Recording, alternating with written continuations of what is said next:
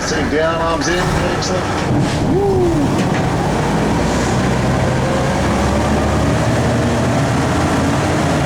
So 22,000 of these army ducks were built between 1942 and 1944. About 80 years old. Built over in Detroit, America. That's why the steering wheel is here on the wrong side. Also mostly built by women who were fighting the wars. So women on seven facing vehicles, so good job on this.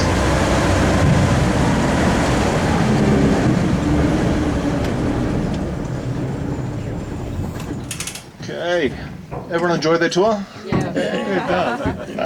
I will be stopping the vehicle a bit. Helps me change gear in the old crash gearbox that we have.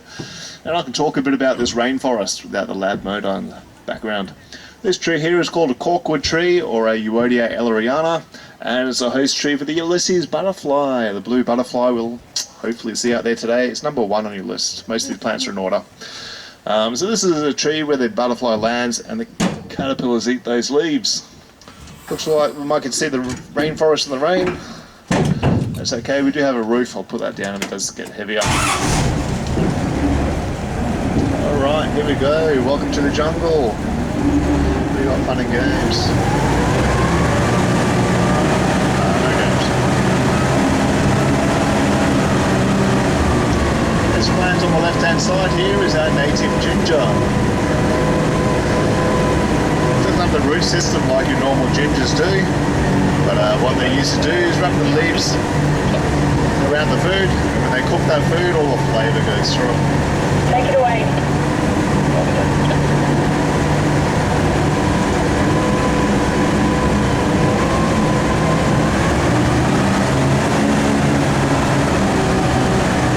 So keep your eyes open for any animals. Lots of animals in the rainforest here that just have good camouflage, so I don't always get to see them. So if you see something I don't, please point it out so I can talk a bit about it.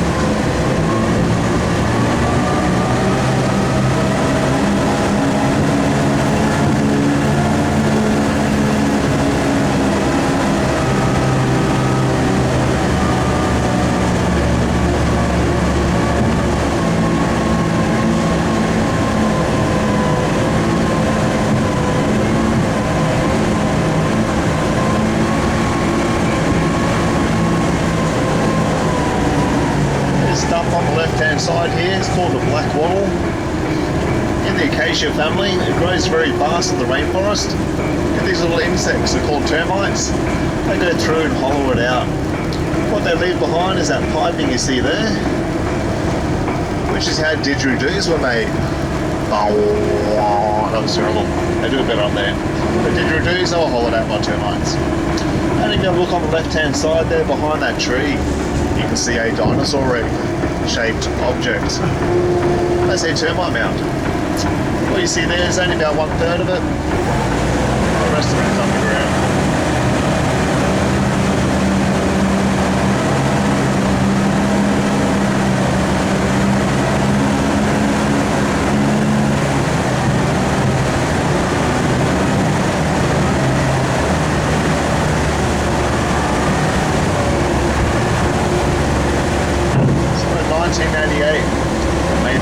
Rainforest World Heritage. This is an extension of that rainforest. We do find all the same plants and animals here. And a lot of the area is World Heritage protected. Does anyone know why the rainforest around here is World Heritage protected? No? It's actually the oldest rainforest in the world. Older than the Amazon. They date it back about 180 million years old. When you think T-Rexes, they were walking around with those little embarrassing arms of theirs 66 million years ago. It was old even then. So a lot of these plants, they were dinosaur food, like this one on the left-hand side. This is called a Cooper's tree fern. Now with ferns, they don't have any seeds and they don't have any fruit, so they don't need any animals to spread those seeds around. They've got these tiny little spores. They just need some wind to blow those seeds around. So primitive plant, pretty slow growing as well. This one's about 20 years old. One above us here, about 100 years old. It's number 3. All right.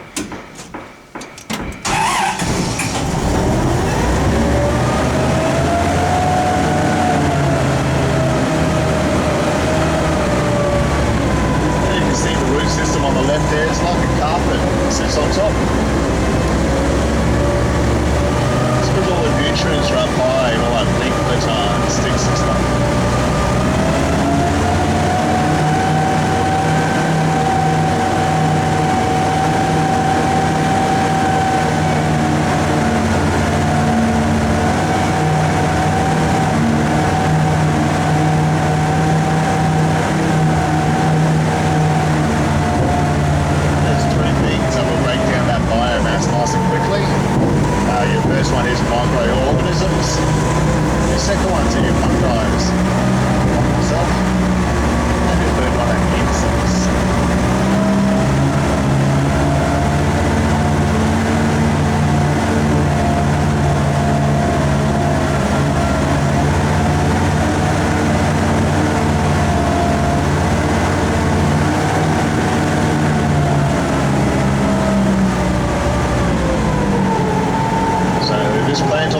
Side here, it's called a pandanus. It's in the palm family, so all the veins in the leaf, they go in the same direction, and you can pull off those sharp edges pretty easily. And if you keep stripping back the veins, what you have left is some nice thread, and when you twist them together you get some good strong cordage. And traditionally dilly bags made out of this plant, which is like a indigenous loose leaf woven bag.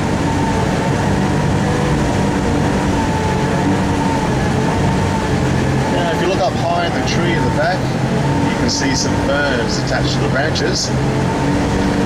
Now they don't feed from the tree, they just use the tree to be able to get up high to where all the sun is. A couple of little cruiser butterflies here on the left as well. So I might just stop here on the hill, brakes work. Okay, lose anyone? No, good. This one here beside us is called the staghorn fern, and the one over there is a elkhorn fern. The green leaves look a bit like a elk's horn. That one's made up of many plants. This one here in front of us is just one plant. So the way these guys do feed, they actually collect leaf litter and bird droppings on the top, and it gets broken down through a hot composting process. It can be up to 20 degrees warmer in there, Celsius. I don't know what it is in Fahrenheit. So you do find bugs in there and even snakes, particularly in the winter time when the snakes need the warmth, being cold-blooded, and normally we find them up high in the tree. I feel nice and safe. They do also feed from the air. They get like nitrogen and dust particles out of the air. They're very spongy as well, a whole lot of moisture. Sitting down, yep, we're going to keep going, keep bumping, not too bad. And if you look on the right hand side, about 3 metres in, another heavy bite. This time is a orchid. Different sort of orchid to the microphone. What's called a king orchid. King on the heavy bites. Those growing canes can go up to 2 metres long.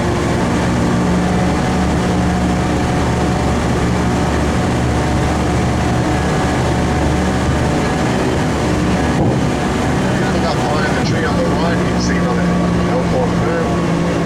And that's normally where you find them, up high in the tree like that. To be able to get to the sunlight.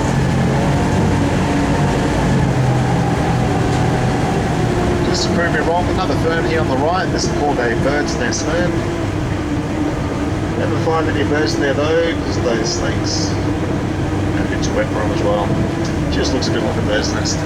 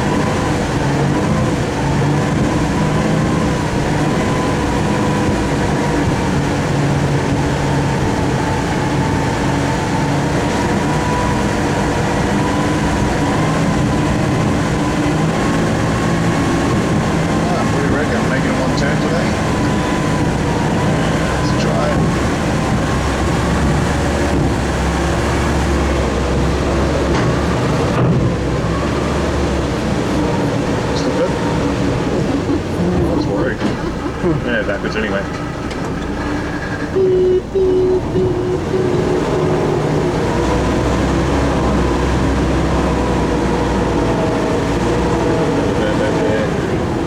That'll do it?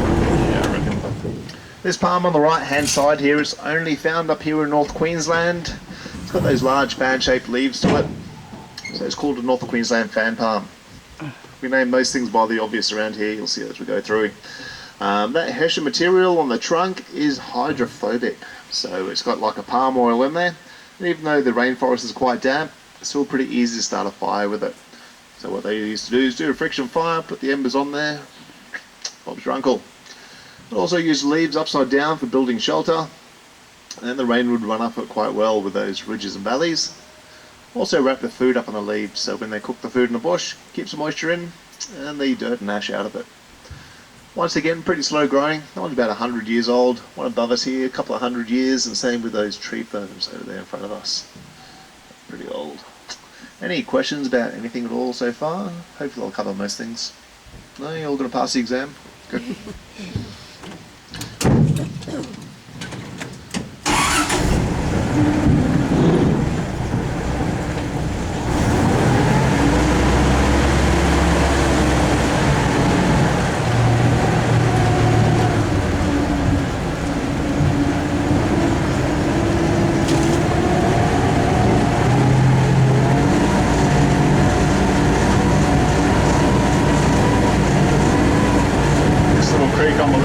Streets Creek.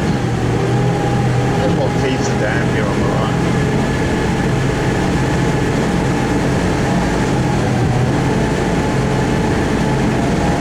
Alrighty guys, we have a decision to make down here. We can go left up over the hill, back to the platform, safety. Or we go right into the water. Sure, 80-year-old vehicle, 6 tons of steel. Fucking crazy. Alright.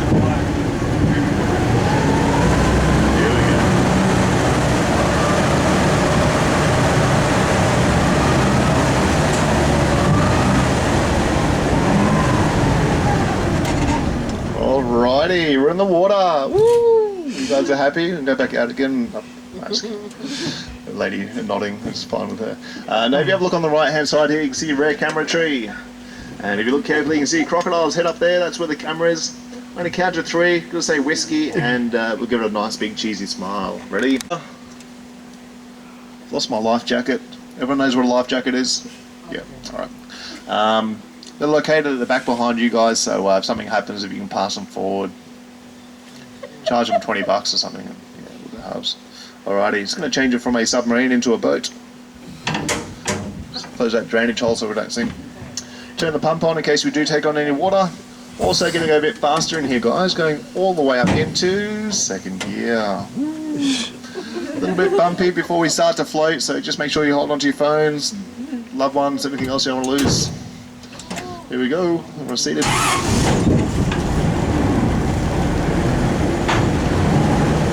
Had a bit of rain this morning, so the water was a little bit murky.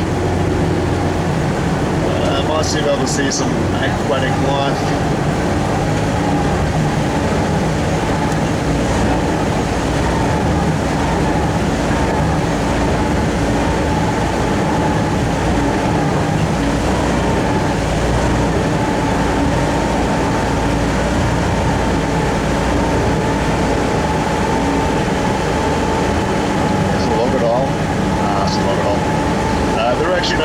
In this water, the salties don't make it a bump of Big Barren Falls, so we are safe.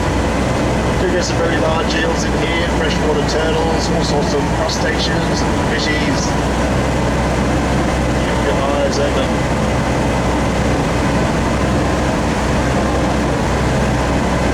This vehicle does have 6 wheels, it is 6-wheel drive, so they're all turning.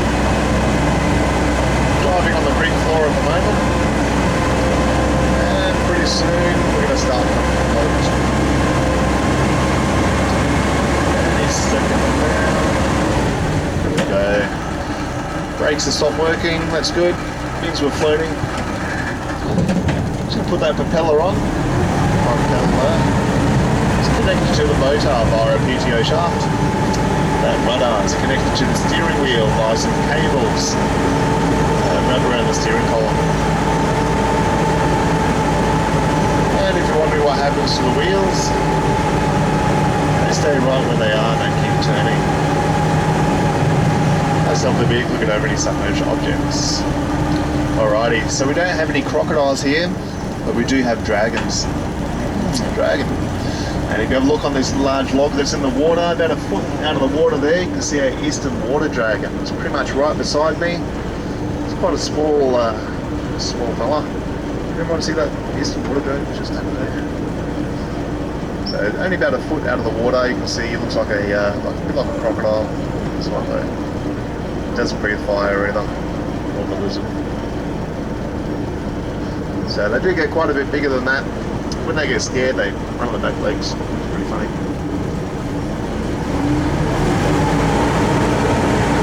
So keep your eyes open for any flying animals as well. Birds, butterflies, damsels, dragonflies.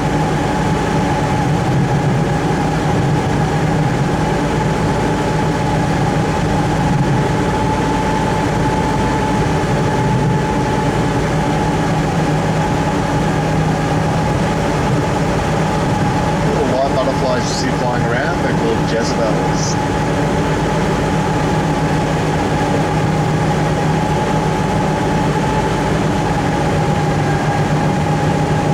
This tree above us here, the one with those leaves look a bit like an umbrella. It's called an umbrella tree. Number 12 on your list.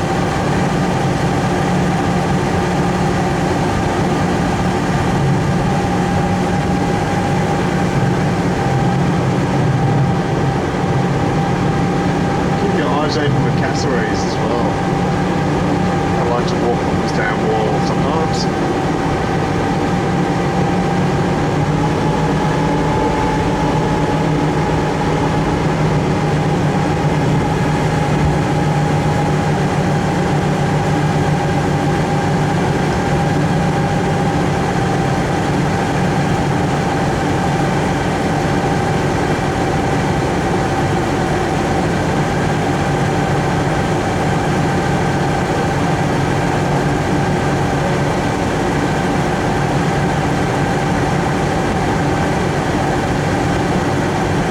Tree on the left, one where the bark looks like paper. It's called a paper bark tree. One of the few trees you can peel off the bark and it doesn't hurt the tree. That bark is pretty handy. It's good for bedding, building shelters, wrapping your food, starting fire. It's also very clean, I think, that bark. So it used to be used as a bandage. Oh, Jezebel butterfly. It's flying past.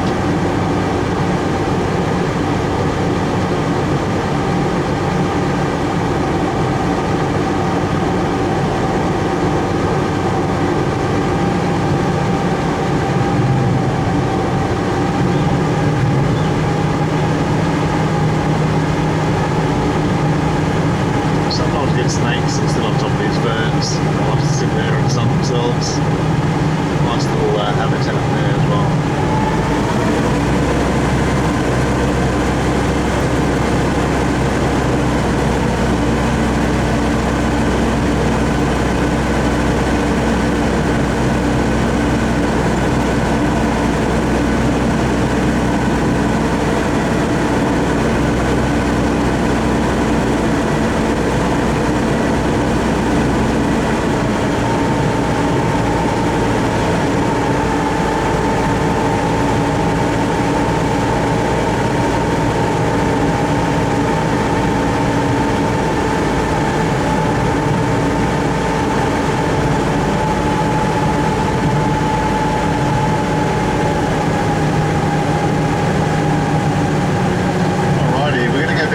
Now to get back up on land. It does get bumpy when we get to land, so just make sure you stay seated. Here we go.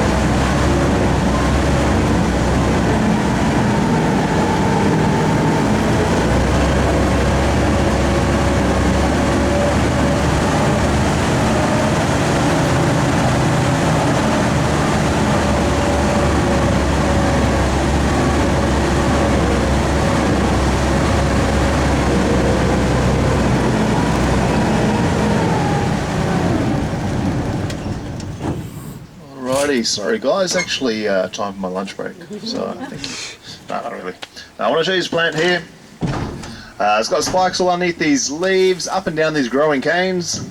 And some really strong spikes along these tendrils here.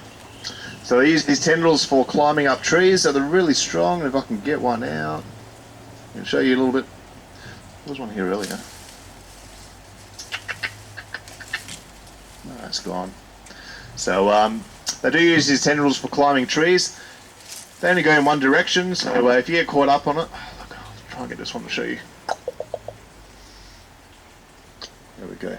So you can run your fingers this way, no worries. The other way though, you get caught up very quickly and easily. And if you do get caught up on it, you have to wait a while. People behind you have to wait a while until you can go back to unhook yourself, so you don't tear your shirt up. It's called wait a while, of course, no imagination. And they use these tendrils here for climbing up trees. They want to get to the top of the canopy to where all the sun is. And these little canes aren't strong enough to hold them. So if they can't grab hold of a tree, they fall over and they keep trying until they can make it to the top. When they do make it to the top, like the ones at the back there have, they put all the energy into the leaves and all that hair there on the cane drops off. And what you have left, there's a bit of cane there, is cane like this there. This there, that's terrible English. I've got some cane here in front of me as well. Bends very easily, ready? Oh, very strong. They used to make fish traps out of them, shelters, baskets, use it for climbing, all sorts of weird and wonderful things.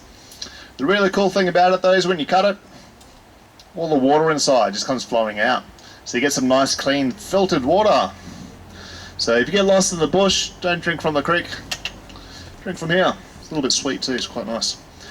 Also when I was younger, going to the school here in Karanda, a bit naughtier back then, we used to call it a lawyer cane.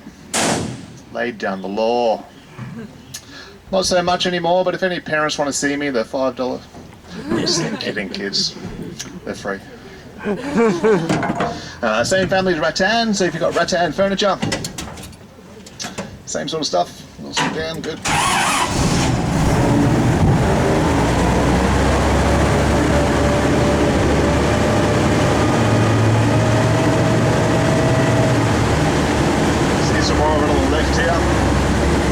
I've actually pulled it out of the rainforest at 300 meters long. So it makes it the longest plant in the world.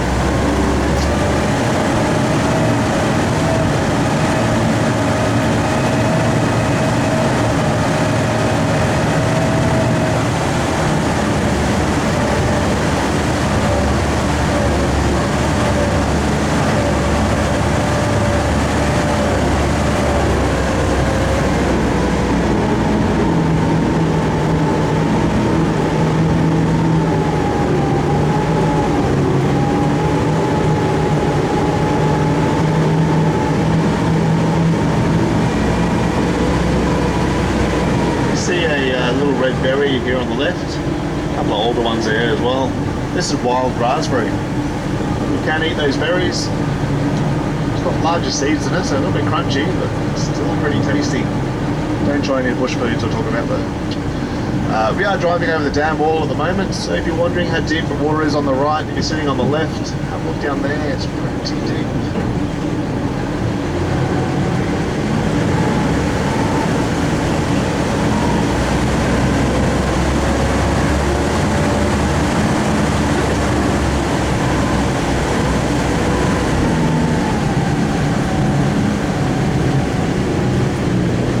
Heard of the Barron Falls?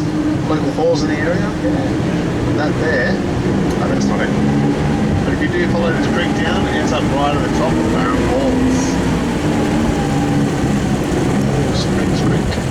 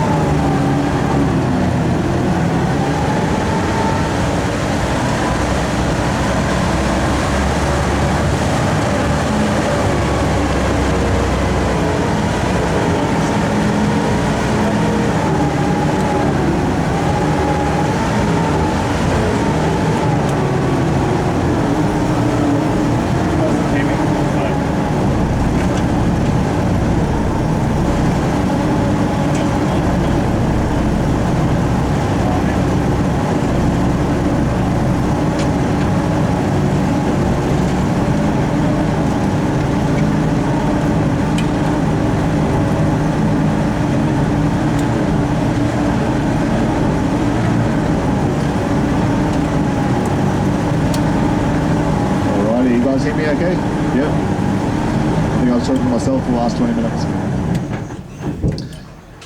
So, might notice the rainforest is a little bit different here on the left than what we came through. This is actually where we used to grow the coffee. Well, they did 100 years ago.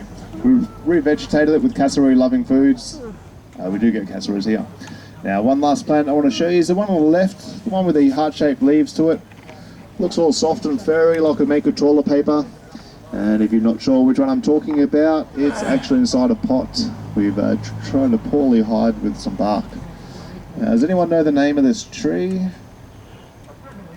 Well, you kind of have to touch it to know the name. It stings, so we call it stinging tree. Bit of an understatement, really. This is the world's most venomous plant. So there are other plants that are more poisonous. Poison is through the ingestion, and venomation is through the skin. So if you brush up against it, and you get like a good hit, you won't be in pain for hours or days, but up to years. No antidote for it either. Local rangers, though, they carry around wax strips to try and pull those hairs out. That's what they tell me it's for anyway. They're a pioneer species, so if you've got a healthy rainforest, if you clear a bushwalking track, they'll be the first ones to stick their heads up. So if you go bushwalking around here, keep your eyes open for it, stay away from it. Don't use the toilet paper. I'll talk a bit about these army ducks. Can you guys hear me okay? Is it really muffled or is it just me? Might just be my... So it's got a 6-cylinder, 4.5 litre petrol motor, not diesel. Petrol motor in here. Diesel's hard to come by, and they saved them all for the ships back then, and the motors were really big and heavy. They're actually the old yellow school buses you may have seen on TV. It's got the same motor and chassis as that. It's got 5 forward gears, 1 reverse, high and low range. Top speed of these was 8 knots in the water and 85 k's an hour on land. Although you're holding on at that speed. They're the first amphibious vehicles, so land and water, and the first vehicle, we can change the tyre pressure from inside the cab. So you can pump them up and let them down, which they had to do, otherwise you cut up your tyres, you go for the coral. The air compressor was sitting in the front, driven directly from the motor, could actually handle 24 bullet holes in the tyre. Still be able to keep it inflated. What else? They couldn't armour plate these, it'd be way too heavy and like a tank and sink. But they had a high capacity bilge pump underneath and could handle a 2-inch hole inside the hull. Still be able to pump that water. So good design job by a gentleman named Rob Stevens. Actually signed one of the American Aquaducks back in the day.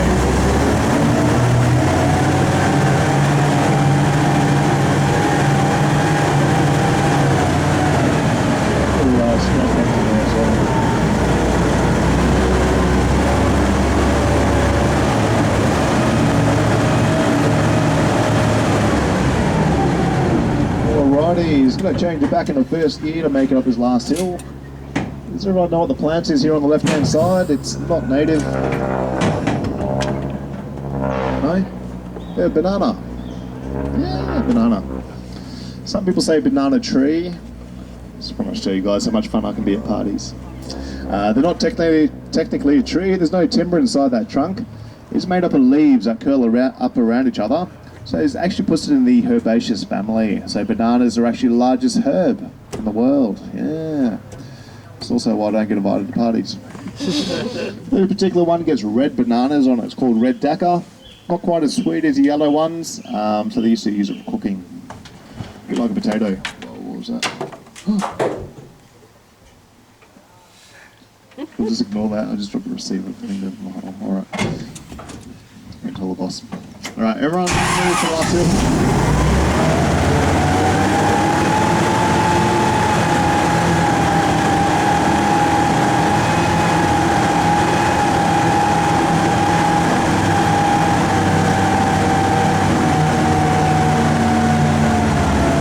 Alright, you guys should have those plants now. We can go tree road.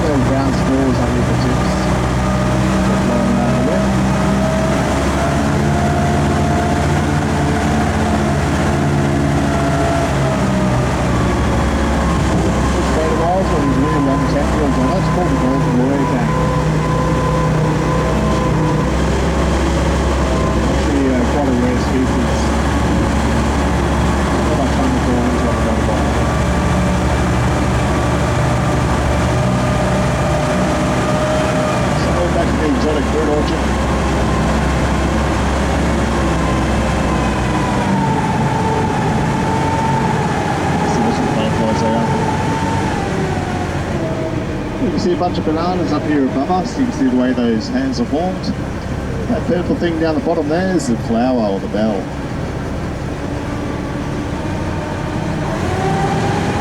And this plant on the left-hand side with crinkly leaves to it, this is coffee. Arabica coffee. You can see some berries on top. Each of those berries have got 2 coffee beans. Oh, trees over there, that is cacao where your chocolate comes from. Good chance to be able to see that rudder and propeller while race is on. Alrighty guys, coming back on the platform now, just keep all your body parts inside the vehicle. Don't stand up until I turn the motor off. You can stand on the chairs to help yourselves out. Just watch your head on the metal bars above you. I'm okay.